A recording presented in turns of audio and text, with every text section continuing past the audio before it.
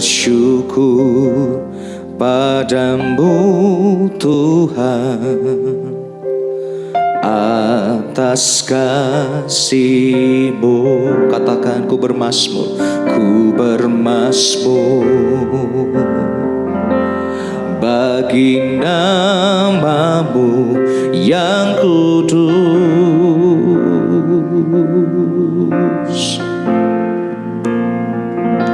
Sebab Engkau kebenaranku,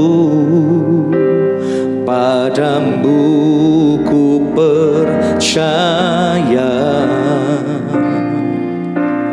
Betapa mulianya Tuhanku, ku rindu menyatakan, tinggikan diri-Mu mengatasi langit. Kebesaran-Mu Tuhan mengatasi bumi. Tinggikan diri-Mu mengatasi langit. Kemuliaan-Mu Tuhan mengatasi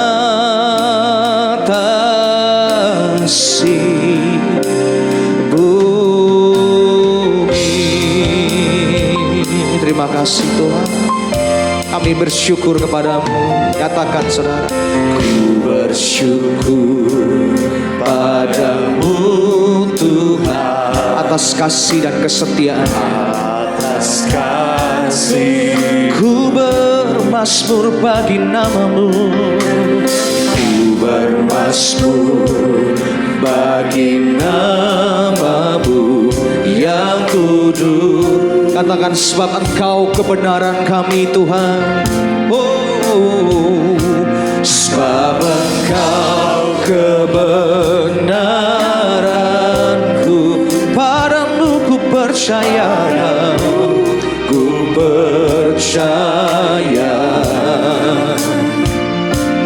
Betapa mulianya Tuhanku, ku rindu menyata.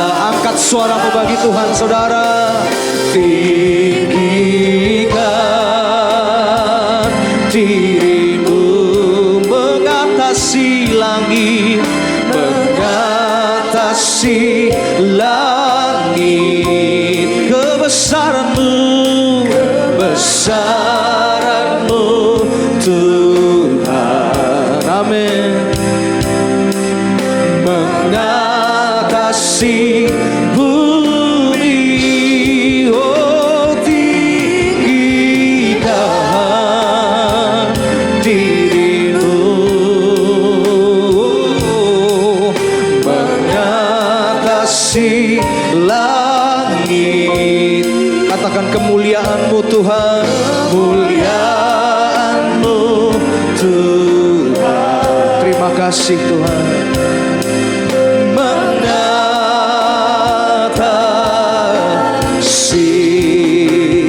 bumi.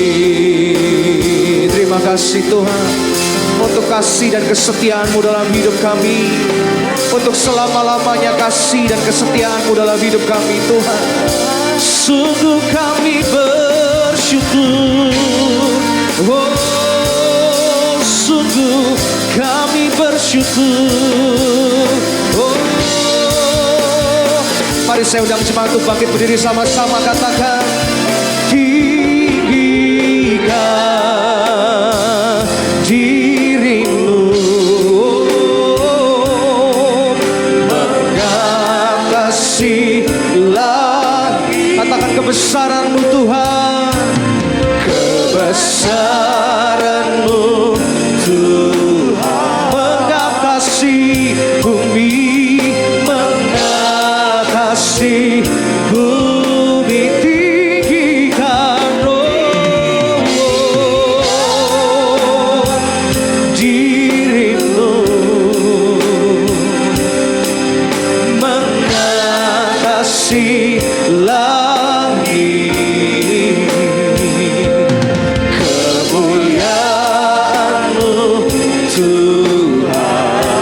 kasih Tuhan mengatasi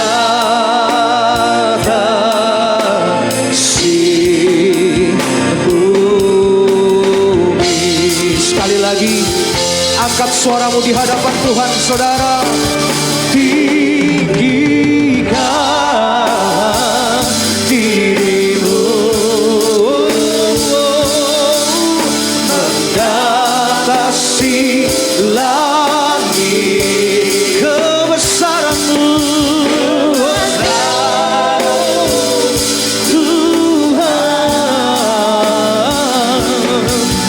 mengatasi bumi. Tinggikan dirimu mengatasi langit. Katakan kemuliaan-Mu Tuhan, kemuliaan-Mu Tuhan mengatasi bumi, mengatasi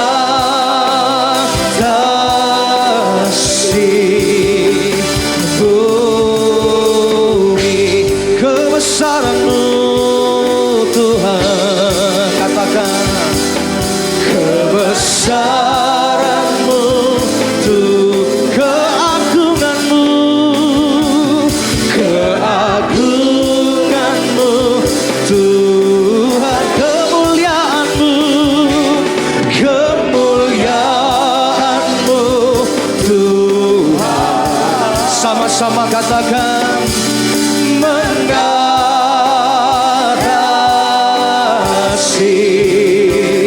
bumi.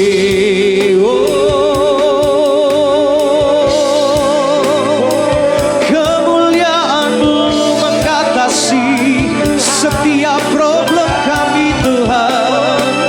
Engkau lebih besar dari apapun. Terima kasih Yesus. Haleluya.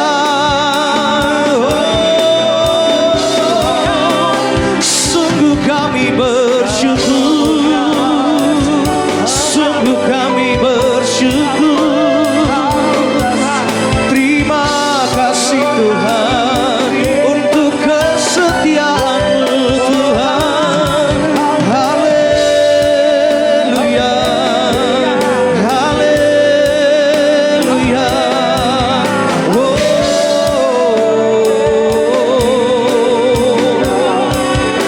terima kasih Yesus, terima kasih Tuhan untuk penyertaan-Mu, untuk kasih dan setia-Mu. Sungguh kami bersyukur. Haleluya. Terima kasih Tuhan, terima kasih Yesus. Oh, haleluya. Terima kasih Tuhan, terima kasih Yesus. Oh, mari sembah Tuhan kita saudara. Tuhan yang setia. Terima kasih Tuhan, terima kasih Tuhan untuk kesetiaan-Mu. Haleluya. Terima kasih Yesus, terima kasih Tuhan. Terima kasih Tuhan, terima kasih Tuhan. Bahwasanya untuk selama-lamanya kasih dan kesetiaan-Mu Tuhan. Terima kasih Tuhan. Terima kasih Bapa untuk penyertaan-Mu dalam hidup kami Tuhan. Kami memiliki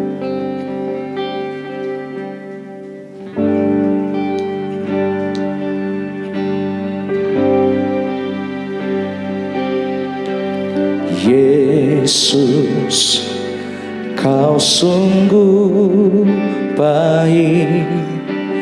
Yesus, nama-Mu indah. Yesus, ku cinta Kau selalu, ku tinggikan, ku agungkan selamanya. Yesus, Kau sungguh baik. Katakan, Yesus, namamu indah. Yesus, ku cinta Kau selalu, ku tinggikan, ku agungkan selamanya.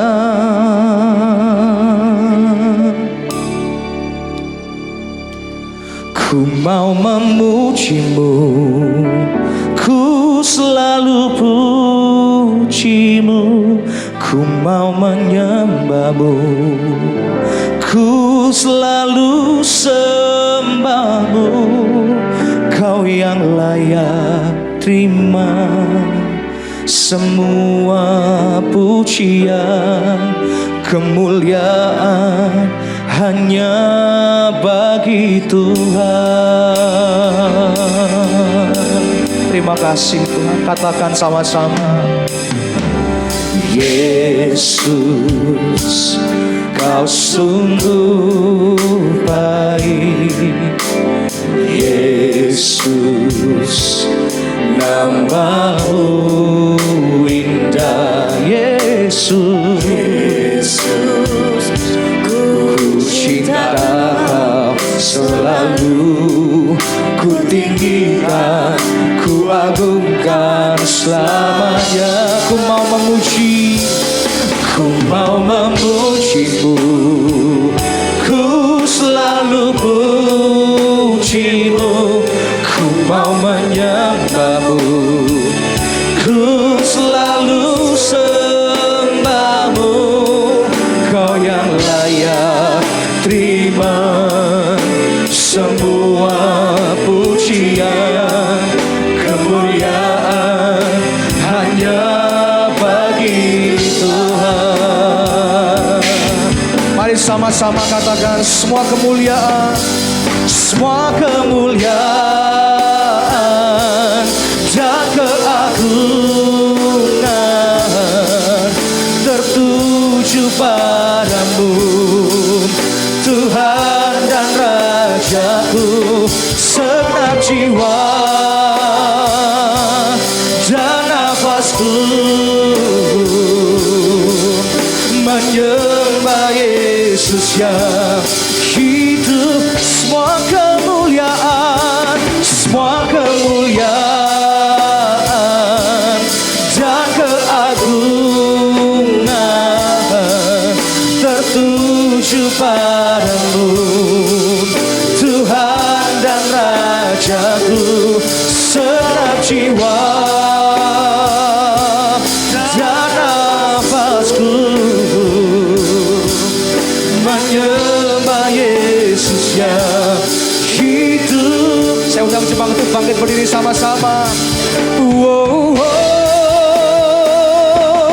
Ku mau memujimu, ku selalu pujimu, ku mau menyembahmu, ku selalu sembahmu.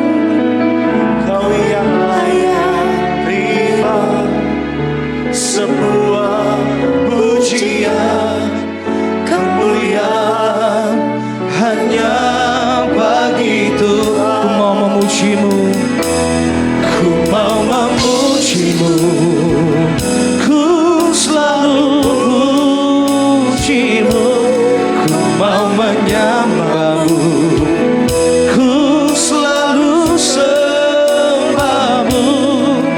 Kau yang layak terima semua pujian, kemuliaan hanya bagi Tuhan. Ku mau memujimu, ku selalu pujimu, ku mau menyembah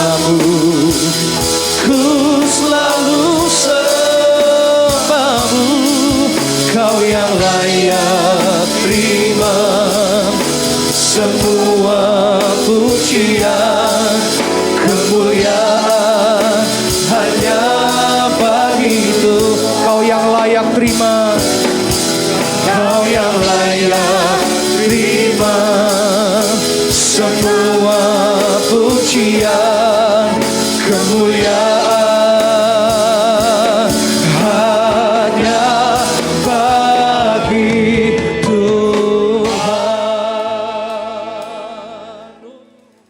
Bahwa iman, kalau di bulan ini kita masih bicara tentang iman dan kasih.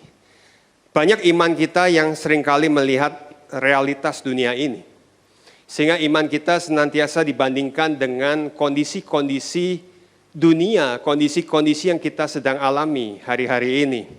Sehingga pada saat mungkin kalau lagi keadaan sulit kita merasa bahwa, oh iman saya berarti sedang turun.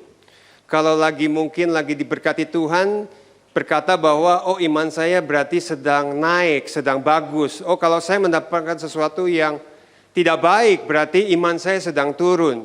Jikalau saya mendapatkan sesuatu yang baik, berarti iman saya sedang naik. Tetapi dunia ini tidak bisa dilihat dari hanya realitas dunia. Yang Tuhan ajarkan adalah bagaimana kita melihat ada realitas gereja juga. Ada realitas rohani juga. Jikalau iman kita hanya berdasarkan realitas dunia, maka pada saat kita menghadapi satu kesulitan, pada saat kita menghadapi satu pergumulan, kita bisa mundur dari Tuhan. Kita bisa merasa bahwa Tuhan tidak sayang di dalam hidupnya. Tetapi jikalau kita paham ada realitas gereja di dalam hidup ini, ada realitas spiritual, rohani di dalam hidup ini, maka kita akan mempunyai kualitas rohani. Sehingga apapun yang kita hadapi di dalam realitas dunia, tidak akan tergoncangkan. Sebab iman kita harus di atas realitas dunia. Amin. Sebab iman kita adalah realitas gereja dan realitas rohani kita. Kalau iman kita ada di dalam realitas dunia, maka segala masalah akan membuat kita drop. Segala masalah akan membuat kita tidak bisa lagi datang kepada Tuhan. Nah inilah yang Tuhan sedang ajarkan. Di 1 Timotius 3 ayat 15. Ya, sebab di dalam beberapa kejadian di akhir zaman ini kalau kita perhatikan, nggak usah dibuka, di 2 Petrus 2, di 2 Timotius 3, ya, itu kalau kita memperhatikan di ayat-ayat terakhir, rasul-rasul Petrus, rasul-rasul Yohanes, rasul-rasul Paulus, dia senantiasa mengingatkan di terakhir ini adalah hari-hari Tuhan. Manusia di dalam keadaan akhir zaman, hari-hari yang sulit. Hari-hari di mana manusia mencintai dirinya sendiri, tidak tahu hormat dan lain sebagainya, ya, dan mengatakan bahwa iman yang mengalahkan dunia, ya, kalau kita perhatikan di ayat-ayat terakhir di Petrus, Yohanes, di Paulus itu mengatakan seperti itu. Artinya bahwa di hari-hari terakhir ini ada realitas yang bukan realitas dunia, tetapi realitas rohani, realitas di mana firman Tuhan menjadi realitas. Bukan hanya kita percaya, tapi menjadi realitas di dalam hidup ini. 1 Timotius 3 ayat 15. Jadi jika aku terlambat, sudahlah engkau tahu bagaimana orang harus hidup sebagai keluarga Allah. Yaitu jemaat dari Allah yang hidup, tiang penopang dan dasar kebenaran. Sebab apa? Sebab di dalam realitas gereja itu, kita mengerti gereja itu adalah keluarganya Allah. Amin. Gereja itu hatinya Tuhan. Gereja itu ada tubuh Kristus di dalam gereja itu. Ada fungsi, ada tujuan, ada tugas. Sehingga meskipun banyak orang yang mungkin tidak mencintai gereja, mungkin dia bisa sakit hati karena ada jemaat yang menyakiti dia, ada pendeta yang mengecewakan dia, realitas gereja tidak akan pernah berubah. Realitas gereja adalah hatinya Tuhan. Mungkin Pak pendetanya lagi lupa. Mungkin ada jemaat yang menyakiti. Tetapi realitas gereja tidak akan pernah berubah. Amin. Realitas gereja adalah hatinya Tuhan. Realitas gereja adalah bagaimana Tuhan hadir di dalam setiap kehidupan kita. Bagaimana dia memberikan rahmatnya di dalam hidup ini. Dan gereja adalah bagaimana kita berfungsi. Ya, bukan hanya Pak Pendeta yang berfungsi, bukan hanya pekerja yang berfungsi, tetapi setiap jemaat ini berfungsi. Nanti kita akan lihat di dalam ayat selanjutnya. Sebab apa? Sebab sudah ada benih-benih surga yang Tuhan berikan di dalam hidup ini. Sehingga setiap orang itu ada wakilnya gereja, mewakili gereja, mewakili Tuhan, bukan hanya yang mempunyai jabatan. Ya, kalau kita lihat di Wahyu 2, Wahyu 3, kita melihat bahkan bahwa jikalau engkau menang, maka malaikat-malaikat ya akan melayani dan lain sebagainya. Malaikat di sini bicara adalah singular, bukan jamak. Artinya ada satu orang demi satu orang.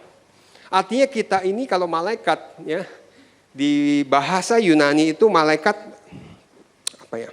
mengatakan bahwa malaikat itu dikirim oleh Tuhan untuk melayani Tuhan. Amin. Tetapi juga bukan hanya melayani kita, tetapi juga menjadi pesuruh-pesuruh kalau kata-katanya sebenarnya. Artinya bahwa kita ini menjadi pesuruh Tuhan untuk mewakili gereja. Paham ya di sini ya? Bahwa artinya hari-hari ini kita bukan hanya melihat realitas dunia, tetapi ada realitas gereja di dalam hidup ini. Dan di gereja tadi kita berjumpa dengan Tuhan. Di gereja kita ada firman Tuhan, dan di gereja ada kuasa hadirat Allah. Dan kita baca di 1 Timotius 3 ayat 15 ya, kembali lagi bahwa yang pertama, artinya apa pada saat realitas gereja itu? Sebagai jemaat, sebagai pelayan Tuhan, sebagai koordinator pekerja maupun sebagai hamba Tuhan. Apa? Jemaat dari Allah yang hidup. Bahwa setiap kita mempunyai Allah yang hidup. Amin. Enggak amin ya. Bukan hanya Pak Pendetanya, bukan hanya hamba Tuhan. Setiap jemaat mempunyai Allah yang hidup. Ada Elohim, ada Allah pencipta. Artinya setiap kita sudah ada benih surgawi. Bahwa setiap kita mempunyai Allah pencipta yang perkasa. El Shaddai, Allah yang maha kuat. Jehovah Jireh, Allah yang selalu menyediakan. Jadi bukan bicara datang kepada Pak Pendeta, tetapi setiap kita mempunyai Allah yang hidup di dalam setiap hati kita. Yang kedua, menjadi tiang penopang. Ya. Jadi Paulus mengingatkan Timotius, menjadi tiang penopang. Artinya jemaat itu mempunyai bagian daripada fungsi-fungsi sebagai tubuh Kristus. Amin. Ada yang mungkin menyanyi, ada yang mungkin bermain musik, ada yang lain, semua mempunyai tugas dan tanggung jawab. Itu adalah tubuh Kristus. Artinya setiap jemaat, jikalau kita mengerti realitas gereja ini, maka kita akan mulai melangkahkan kaki kita. Sebab setiap dari kita harus mempunyai fungsi, harus mempunyai tanggung jawab yang kita ambil. Sehingga nanti kita akan melihat bagaimana realitas gereja, realitas rohani ini akan mengalahkan realitas duniawi. Nah ini yang Tuhan seringkali ingatkan. Sehingga kita senantiasa datang kepada Tuhan. Ya. Kalau di bahasa Ibrania, sebenarnya tiang penopang itu adalah Saviot. Ya. Ini mengacu kepada pilar yang penting, yang dirancang secara artistik dan unik, menghiasi gedung-gedung mewah pada saat itu. Artinya kita sebagai tiang-tiang penopang. Ya, jikalau mungkin ada salah satu jemaat kita, ada salah satu teman kita yang mungkin sedang kesulitan, kesusahan, kita harus jadi tiang penopang. Sebab itulah fungsi gereja. Tetapi bukan hanya Pak Pendetanya terus yang dipanggil ya. Nanti Pak Pendetanya pernikahan manggil ya pasti ya kan. Nanti penghiburan pasti panggil. Tapi nanti sakit kepala juga dipanggil Pak Pendetanya semua dan lain sebagainya. Sebenarnya enggak, karena engkau mempunyai Allah yang hidup di dalam setiap hatimu. Dan yang kedua adalah, engkau adalah tiang penopang. Yang indah. Yang Tuhan buat sesuatu yang unik. Kita berbeda, tetapi indah. Mempunyai fungsi. Sehingga satu dengan yang lain bukan menjadi tiang perusak, tetapi tiang penopang. Dan yang ketiga adalah menjadi dasar kebenaran. Adalah ajaran Yesus. Artinya setiap jemaat, setiap anak-anak Tuhan punya dasar kebenaran. Iman yang dibangun dari dasar kebenaran. Iman yang dibangun dari firman Tuhan. Ya, iman yang dibangun dengan bagaimana rohani kita semakin hari semakin bertumbuh sehingga menghasilkan karakter-karakter Tuhan. Dan ini adalah realitas gereja. Kita boleh benci sama gereja. Kita boleh benci sama pendetanya. Kita boleh benci sama jemaat satu dengan yang lain. Realitas gereja tidak akan pernah berubah. Gereja akan tetap mempunyai fungsi seperti ini. Gereja akan tetap mempunyai firman untuk kita semua. Artinya, ya seperti dasar kebenaran, back to Jesus teaching. Berkatilah orang yang mengutuk kamu, amin. Nggak amin lagi nih. Segala sesuatu yang kamu kehendaki orang lain perbuat, perbuatlah terlebih dahulu, amin. Nggak amin lagi ya. Saya tes lagi nih. Siapa yang bisa naik ke gunung Tuhan? Hanya orang yang suci hatinya, bersih tangannya, dan menjauhkan dirinya dari penipuan. Kita tidak bisa berdoa dengan Tuhan, memberkati pekerjaan kita, tetapi dasar-dasar kebenaran tidak kita kerjakan. Kita harus mengerti tentang realitas gereja. Jadi artinya ada 3 poin di dalam realitas gereja. Yaitu jemaat Allah yang hidup, yang kedua menjadi tiang penopang, dan yang ketiga dipenuhi dengan dasar-dasar kebenaran. Supaya apa yang kita kerjakan senantiasa ada kebenaran. Pada saat kita berdoa ada dasar kebenaran. Ya, jangan sampai doa, Tuhan tolong Tuhan, orang itu bisa beli Mercy Tuhan. Saya doa Tuhan tolong, saya bisa beli Ferrari Tuhan. Amin. Oh, cuma satu tuh yang amin tuh. Ya, artinya bukan bicara tentang keinginan kita. Iman senantiasa berbicara mengenai mematikan setiap hawa nafsu kita. Iman berbicara senantiasa mengakhiri iman kita dengan kasih. Sehingga kita mengerti, realitas gereja harus di atas realitas dunia. Kalau enggak, iman yang kita pakai untuk kita mendapatkan dunia, ya.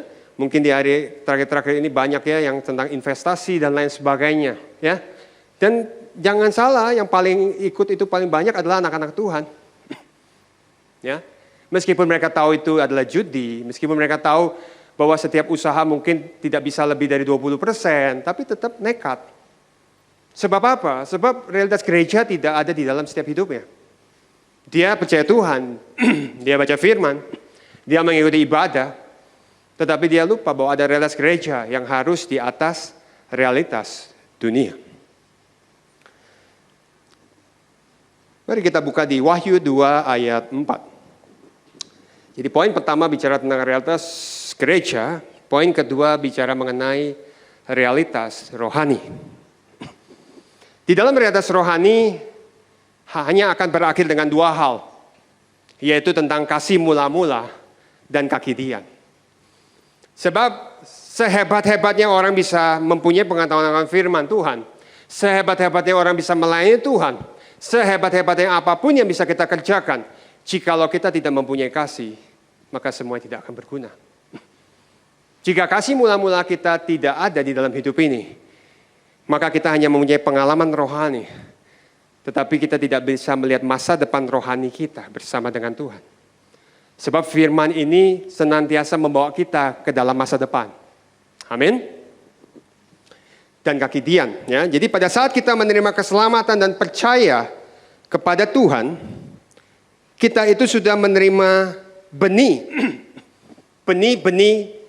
keselamatan, benih surga di dalam kehidupan kita. Kita buka dulu ya dari Wahyu 2 ayat 4. Namun demikian aku mencela engkau, karena engkau telah meninggalkan kasihmu yang semula. Kalau kita perhatikan di ayat ini bicara mengenai bahwa engkau meninggalkan, bukan engkau kehilangan. Kalau kita kehilangan itu bicara pasif. Saya kehilangan dompet, mungkin saya kehilangan handphone karena mungkin tidak sengaja dan lain sebagainya. Tetapi ini meninggalkan, artinya ada sesuatu yang aktif yang tidak kita sadari, semakin hari kita semakin menjauh. Semakin hari kita punya pengetahuan firman tapi kita tidak bergaul dengan Tuhan. Semakin hari kita mungkin mengerti tentang Tuhan, tetapi kita tidak berkomunikasi bertanya kepada Tuhan. Dan inilah hal-hal bagaimana kita mulai meninggalkan kasih semula.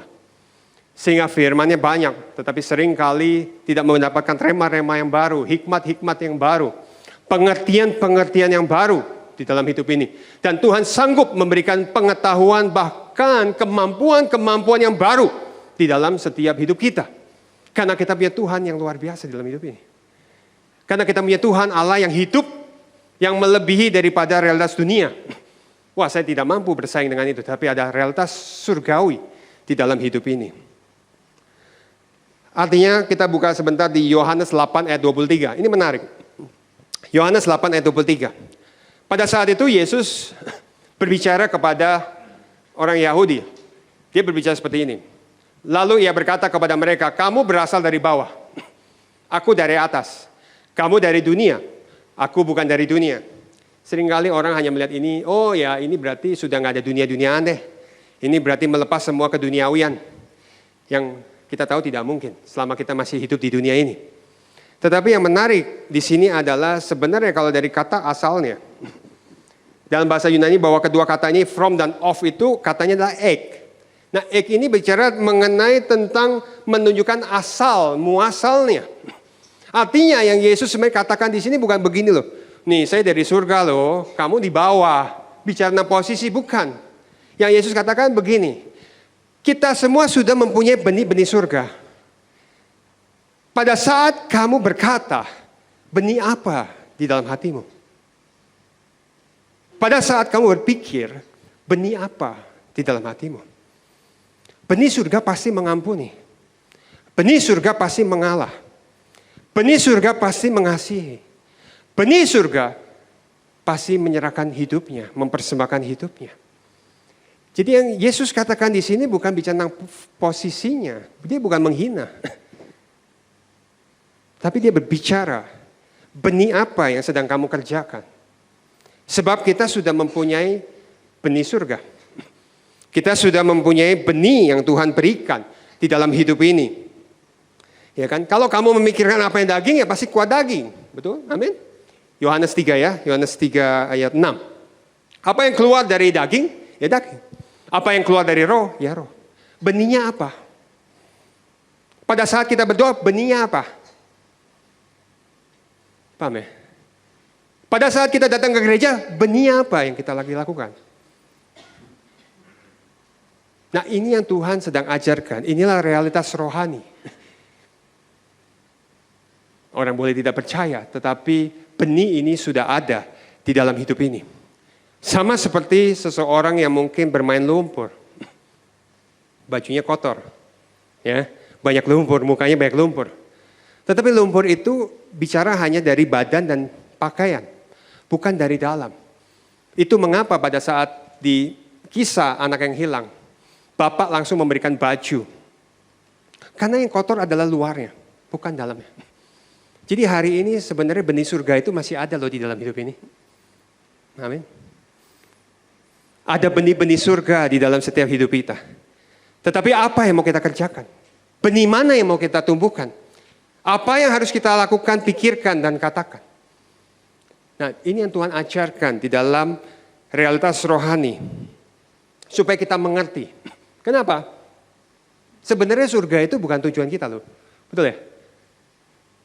Bingung lagi ya. Surga itu rumah kita. Maka di doa berkat Gereja Best apa? Bahwa Tuhan akan datang kedua kalinya menjemput. Masih ingat ya? Gereja dan umatnya. Gereja dan umatnya menjemput. Kalau saya dijemput sama Pak Tanto, berarti rumah saya bukan di situ. Paham ya? Surga itu rumah kita. Selama kita hidup di dunia, itu hanya sementara. Tapi pastikan ada realitas gereja di dalam hidup ini. Ada realitas rohani. Supaya pada saat dijemput masih kenal. Seperti mungkin Pak Tanto jemput saya masih kenal. Ini benar gak sih William? Atau udah bukan lagi? Tuhan waktu datang kenal gak sih? Sebenarnya mau jemput. Tapi masih kenal gak dengan kita? Artinya benih surgawi sudah ada.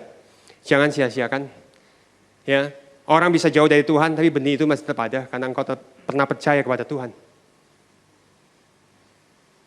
Cuman bagaimana kita terus membangun hidup kita, rohani kita, iman kita di dalam firman-firman. Supaya semakin hari iman ini bukan hanya cuman iman yang percaya, tapi iman yang berbuah. Iman yang menghasilkan buah di dalam karakter Tuhan, karakter Kristus. Amin. Sehingga di dalam jemaat Efesus yang berkata tentang kehilangan kasih mula-mula, berarti dia kehilangan, yang meninggalkan kasih mula-mula. Ya, Efesus itu bicara tentang Efesius yang artinya adalah lose, artinya kondisi hatinya sedang hilang dari kasih mula-mula itu. Karena meninggalkan, maka kasih mula-mula itu hilang. Makanya sering kali banyak anak-anak Tuhan ya yang berkata, wah saya sudah mulai bosan di dalam pelayanan, saya sudah mulai bosan di dalam gereja. Sebenarnya bukan bosan. Karena kita tidak melangkahkan kaki kita bersama dengan Tuhan. Pada saat kita terus melangkahkan kaki kita pada Tuhan, Tuhan akan memberikan hal-hal baru di dalam hidup ini. Tuhan akan memberikan kasih yang begitu luar biasa. Ya, kasih yang mencintai luar biasa. Ya, bahkan itu bicara kasih mula-mula ya. Kalau dulu kita pacaran begitu kan? Ya, siapa yang pernah pacaran di sini? Ini kayak muka-muka nggak pernah pacaran ya. Ya, dulu pacaran begitu ya. Mau hujan, mau apa tetap datang. Padahal udah pulang kerja capek, ya kan? Tapi tetap datang, ya. Padahal mungkin kalau saya pacaran, lihat papanya galak, dia kemarin tetap teguh di dalam, ya kan? Sampai dapat. Artinya kasih mula-mula memberikan kita kekuatan di dalam hidup ini. Jikalau kita tidak ada kasih mula-mula, maka kita merasa semuanya tawar, merasa semuanya susah. Dan apa yang harus kita kerjakan? Lakukan apa yang dulu pernah engkau lakukan. Ya, termasuk saya melakukan apa yang dulu pernah saya lakukan. Supaya mendapatkan kasih mula-mula kembali. Supaya senantiasa Tuhan memberikan hikmat-hikmat yang baru. Supaya realitas rohani saya bisa melihat terang Tuhan yang begitu ajaib di dalam hidup ini. Mari kita buka di Wahyu 2 ayat 5.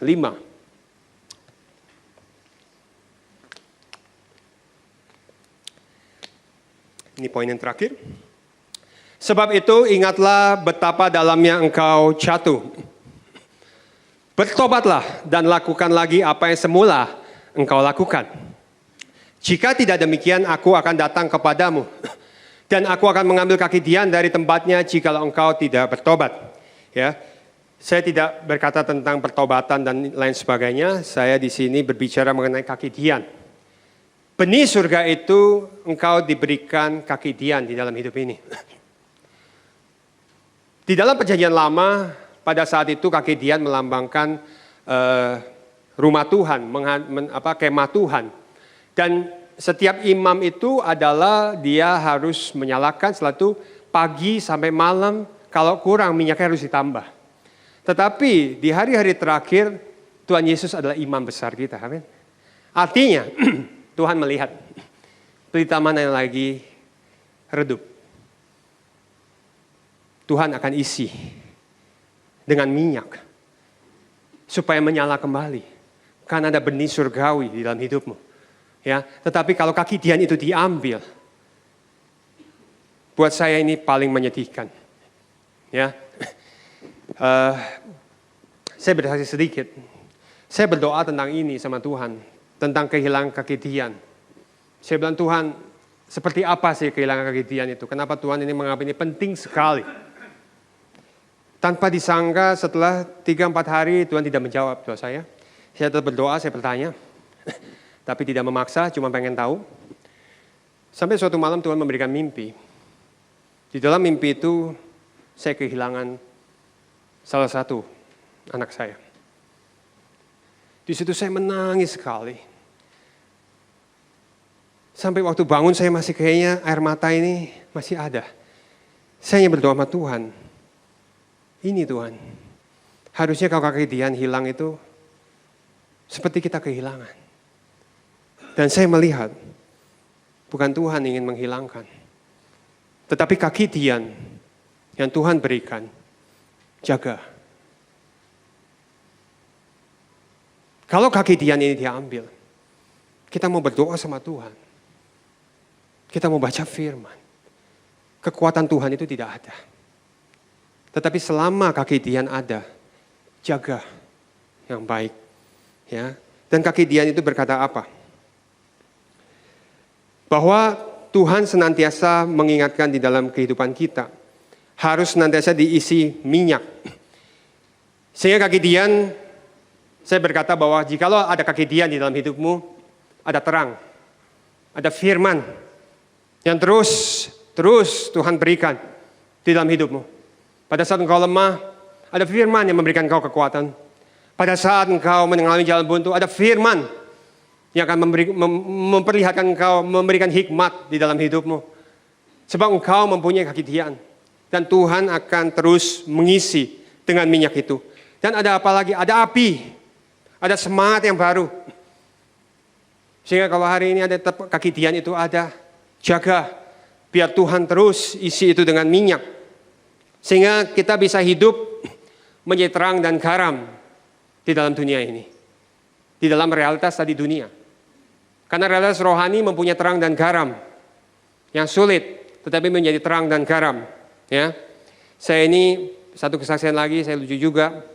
Sebenarnya di dalam pekerjaan saya profesional saya tidak pernah.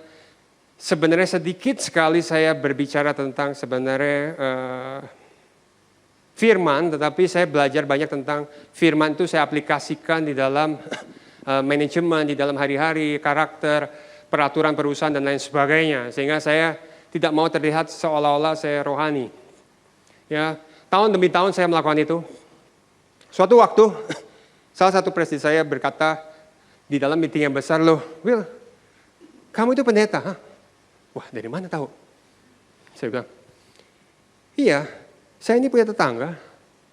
Ya, teman saya itu lihat kamu waktu kamu khotbah di Australia. Waduh, udah jauh aja kabur masih kelihatan. Ya kan? Dan sejak itu, panggilan itu agak melekat di dalam hidup saya. Dan itu menjadi satu beban buat saya. Karena akhirnya realitas gereja, realitas rohani harus besar, harus melebihi dari realitas dunia. Dan saya melihat, itulah cara Tuhan mendidik setiap hidup kita. Melewati kesulitan, melewati pergumulan, tetap ada terang Tuhan. Supaya kita menjadi terang dan garam buat dunia ini. Yang kedua, kaki Dian itu berkata tentang hadirat Allah dan kekudusan. Kekudusan ini memang hal yang sulit. Dan kita tidak bisa kalau tanpa Tuhan. Tetapi Tuhan akan memberikan kekudusan. Kalau kaki Dian itu ada.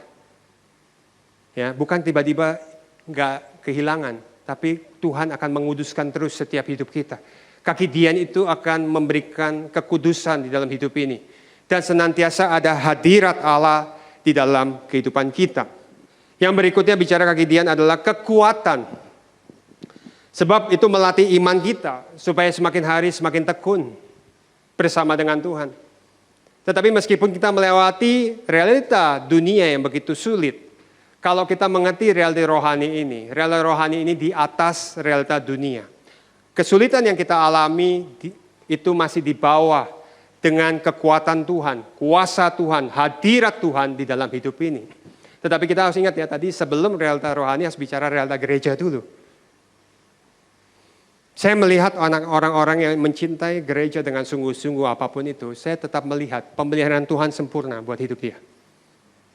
Sampai hari ini puluhan tahun saya melihat. Orang-orang yang mencintai gereja dengan sungguh-sungguh, meskipun mungkin pendetanya dan lain sebagainya, tapi tetap saya melihat pemeliharaan Tuhan itu sempurna. Kenapa? Karena Tuhan bicara gerejanya, Tuhan bicara hatinya. Yang mau Tuhan jemput itu adalah gereja dan jemaatnya. Sehingga gereja ini, siapapun yang melakukan, Tuhan pasti tolong. Dan itu nggak bisa kita apa-apakan, meskipun kita sebel, kita marah dan lain sebagainya. Realitas gereja tidak akan pernah berubah. Realitas dunia kita akan berubah. Dari yang sulit mungkin Tuhan tolong. Dari yang sakit bisa menjadi sembuh. Ya, tapi mungkin juga ada yang mungkin tetap lagi dalam pergumulan, bisa tetap dalam pergumulan, tapi bukan berarti lemah. Ya, saya pernah bicara bahwa apakah orang yang memang ikut Tuhan, tetapi hidupnya belum diberkati Tuhan, tapi dia penuh dengan sukacita, apakah dia berarti dia jauh dari Tuhan? Belum tentu. Apakah orang yang berarti hidupnya baik, sekali kerja diberkati, berarti dia dekat sama Tuhan? Belum tentu juga. Kalau realitas gereja dan rohani ini tidak ada barometernya, saya melihat tidak akan ada kualitas rohani. Karena realitas gereja ditambah dengan realitas rohani akan menghasilkan kualitas rohani di dalam hidup kita. Dan yang terakhir, Kaki Dian berbicara mengenai tentang emas. Ya, kalau dulu tuh Kaki Dian katanya sih kalau yang diceritakan 150 kilo emas. Pasti belum pernah ada yang lihat kan? Belum ya. Belum punya juga. Ya, kita belum punya 150 kilo emas ya.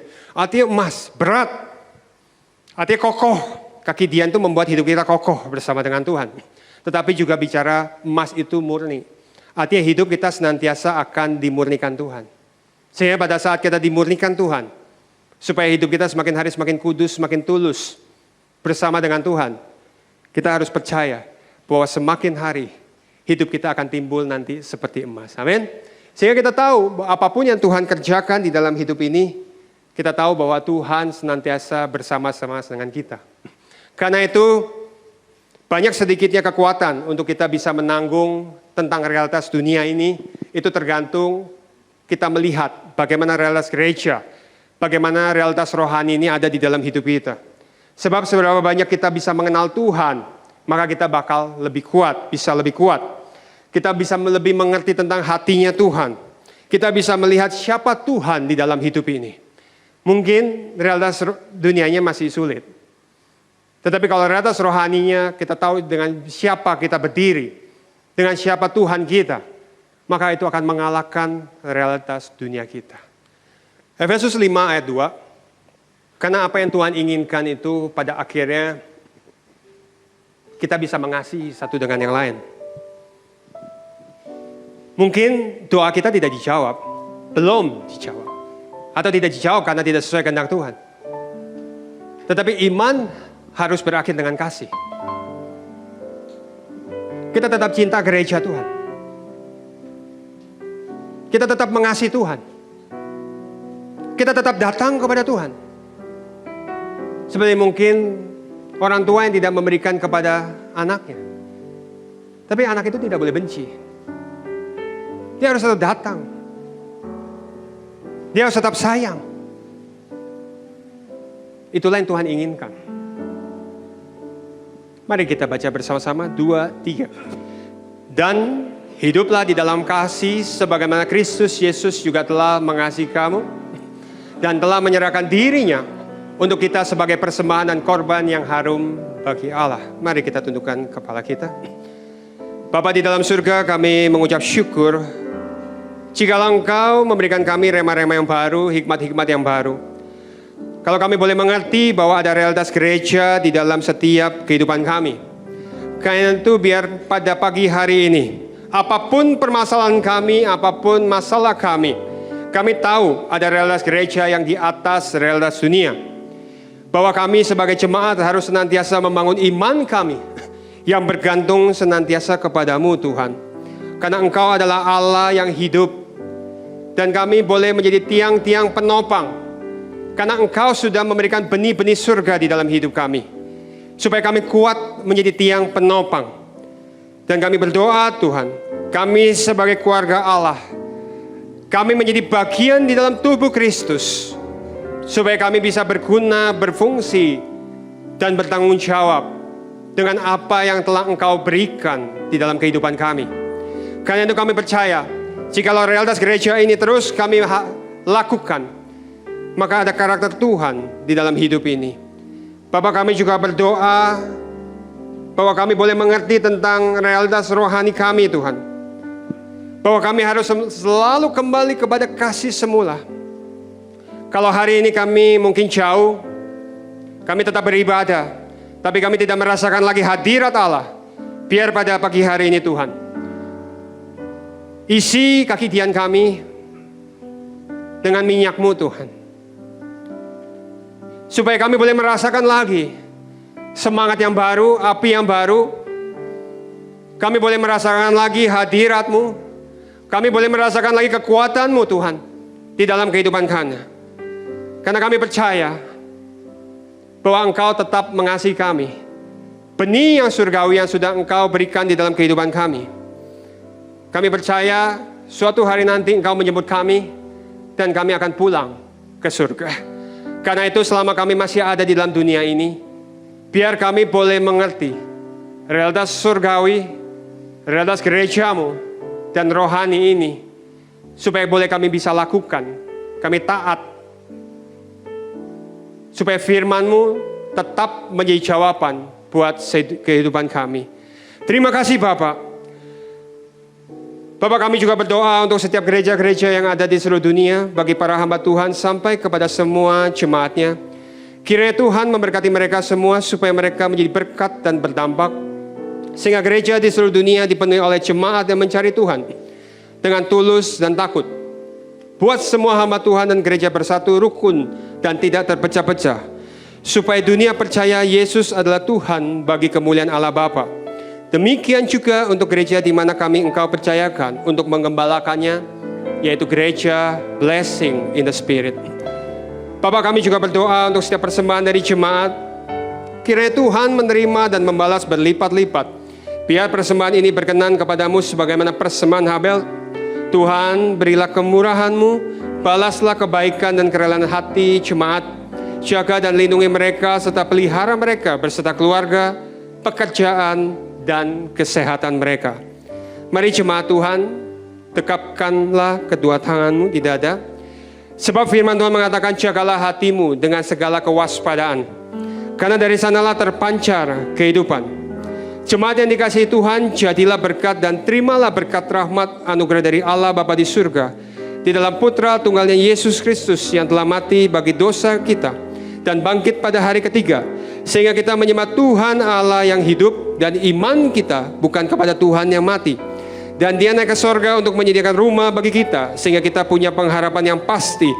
Dan Dia akan datang kembali untuk kedua kalinya, menjemput gereja dan umatnya yang berjaga-jaga, kudus, dewasa, dan bijaksana, serta menghakimi dunia.